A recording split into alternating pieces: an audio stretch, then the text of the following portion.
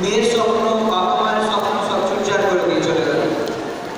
আজকে আপনাদের মধ্যেও আপনাদের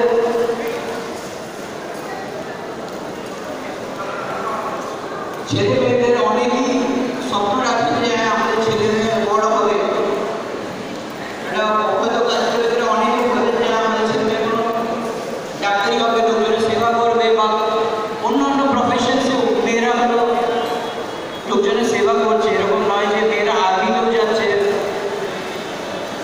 হেলথ কেয়ার প্রফেশন হচ্ছে, নার্স হচ্ছে, কিন্তু তাদের সেফটির কথা আপনাকে আজ থেকে ভাবতে হবে। যদি আজকে আপনারা না ভাবেন,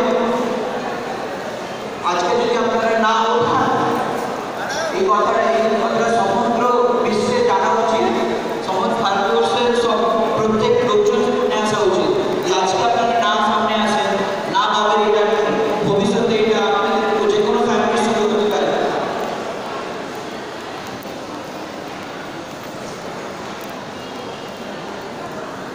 কোনোদিনও কোনো ডাক্তার বা কোনো হেলথ প্রফেশনকে খারাপ ভাববেন না।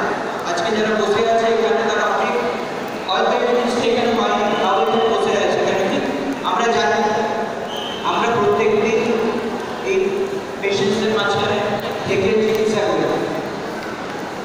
আর একটা গভর্নমেন্ট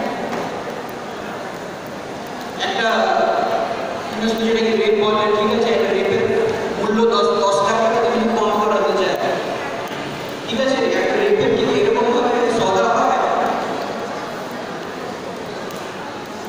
আমরা জানি আপনারাই সব কিছু চেঞ্জ করতে পারবেন।